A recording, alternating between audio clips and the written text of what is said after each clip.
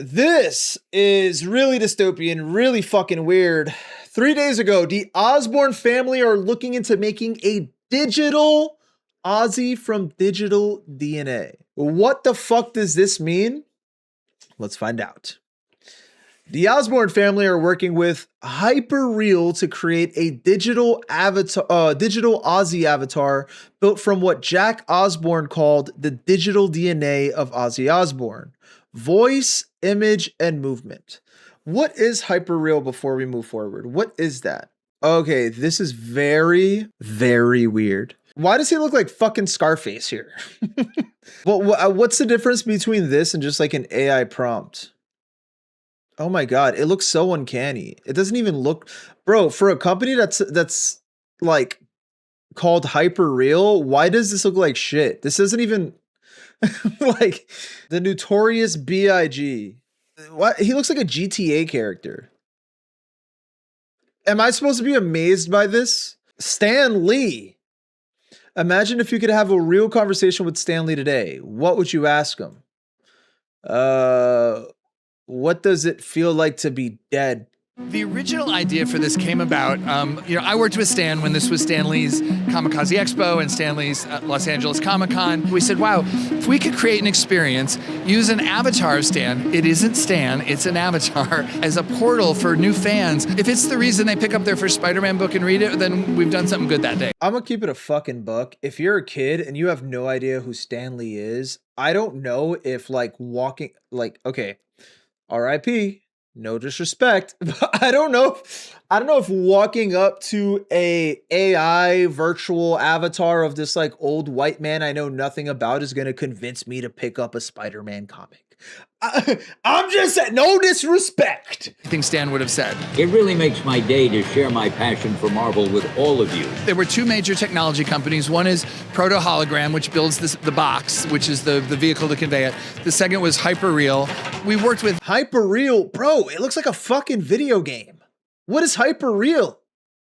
Oh, sorry. Hyperreal is the company. But even again, for a company that calls themselves Hyperreal, this looks like shit.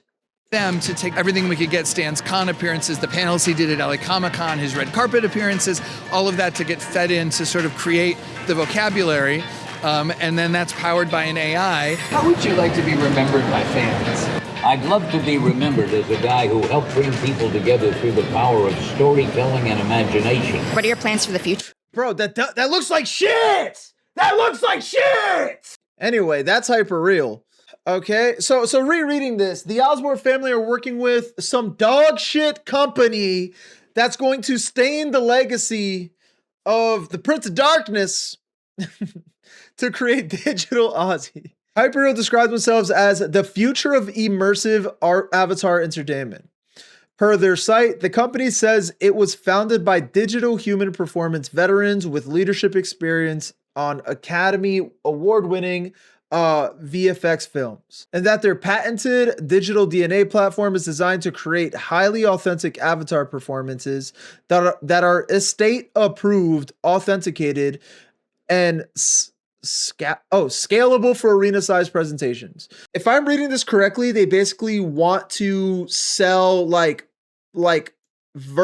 tickets to a virtual Ozzy show. Like, I don't fully understand. Is Black Sabbath going to be playing with like a virtual vocalist? Speaking of the 2026 licensing expo per License Global, Jack said the tech is now accurate enough that you could prompt what you want digital Ozzy to do for things like commercials. Okay, but can't we do this already? What are we on about here? Can't we do this already? Okay, first off, commercials is insane. You're literally like self-snitching that, yeah, we're going to use them for commercials. Yeah, we're using our dead father for profit still. Whatever. We're not rich enough. Who cares? It's more of a cash grab. That's exactly what it is. It is exactly that. It's a cash grab and they're self-admitting to it.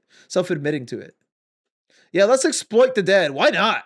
Who cares? Emma says, surely there will be no backlash for exploiting the dead. Oh, baby. Is you psychic? Because there has been backlash because of this, and we got a response. Let's finish reading this really quick though. The family also reiterated that they're looking to keep Ozzy's brand active posthumously. I literally just looked up how to say it and I said it wrong. But only in ways that feel true to who he actually was.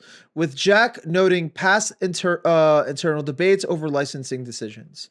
So essentially they're saying, yeah, we still want to make bread off of him, but we want to ensure he's not going to be like doing shit that he wouldn't actually do in real life. That we're just going to make sure that whatever we do with this AI version of Ozzy Osbourne, it's going to be on brand. And we know for sure he'd be down to do it if he was around today. But let me tell you something, buddy. He's not around today. He can't decide. He can't tell you if he would do something or not. What are we on about here? As Emma stated, surely no one's going to be upset. Emma's psychic, baby, because people were upset. And Jack Osbourne responds to criticism of Ozzy AI avatar plan. This is crazy. Before reading that, this raises a few questions. One, which era of Ozzy are we getting back? And two, like, what would be the difference between this and just like, I don't know, like the Red Panda app, the one that we were talking about the other day, Red Panda AI guy. What would be the difference between that and like this guy? Rudy the Red Panda. He's basically an AI avatar that you just yap to and he responds. It's just like AI that's visualized, I guess. What's the difference? Like, I don't know what Hyperreal is going to do that would make it different from that. Jack Osbourne insists that his late father Ozzy would have approved of the family's tasteful commercials, by the way, tasteful plan to create a digital AI version of the Prince of Darkness. Sharon and Jack Osbourne this week revealed that they have discussed a plan to extend Ozzy Osbourne's legacy by using technology that will allow the late Black Sabbath frontman's likeness to feature in brand partnerships and advertisements. They are literally digging themselves a deeper hole. Guys, settle down, don't worry. We're just going to use him for brand partnerships and advertisements. Relax. It's not what you think it is.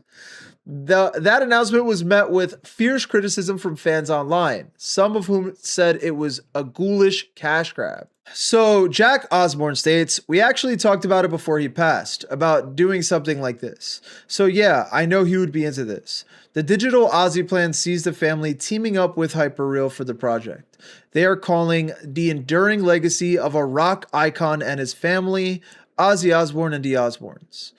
Ozzy died in July of last year at the age of 76, just weeks after he played his retirement show as a part of an all-day extravaganza called Back to the Beginning. Why don't we hold on. Okay, how about this? I just thought of a great idea.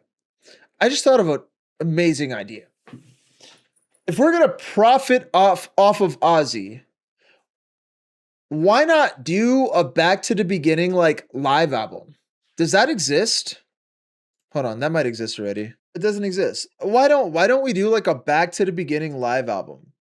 So that way they could get their one final cash grab. Fans would be happy. I'm sure no one would be upset about that.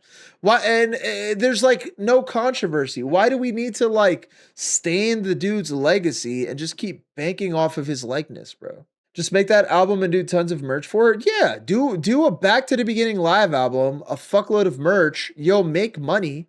There's no way you're not. This is probably cheaper. I don't know. I feel like Hyperreal is going to charge an arm and a leg to make this AI Ozzy Osbourne a thing versus just like extracting the audio from Back to the Beginning. Or even a master collection with all the albums and live recordings. Yeah, great idea. Master collection, all the albums, all the live recordings. I'm sure Ozzy has fucking songs in the vault. Drop that, right? Why not? Not to say it wouldn't be met with criticism, right? Because that's what happened to X. Apparently he had like a fuckload of songs in the vault that they kept releasing. And of course it got to an extent where people criticized like, bro, let the man fucking rest. Right. And it's like when somebody dies, right? Posthumous. That's how you say it. when somebody dies, right, and you do a posthumous album, there's a way to do it in good taste, but the line is very thin. The line is extremely thin. There's a way to do it in good taste, and there's a way to do it to where you're just like very obviously cash grabbing and like trying to make bank off of someone that used to make bank for you. You know what I mean? This will probably lead to more long-term profit for them. Yeah, you're not wrong, 1,000%. Yeah, Mac Miller's estate, they did great. Right? They did great. They were like, hey, like the album was already damn near done. Right? And they were like, okay, I know exactly what he wanted. I'm gonna just finish it, fucking upload this bitch and call it a day. That was great. Right? Versus like Juice World. God damn, Juice World got beat to a bloody fucking pulp. Literally like it was like disgusting.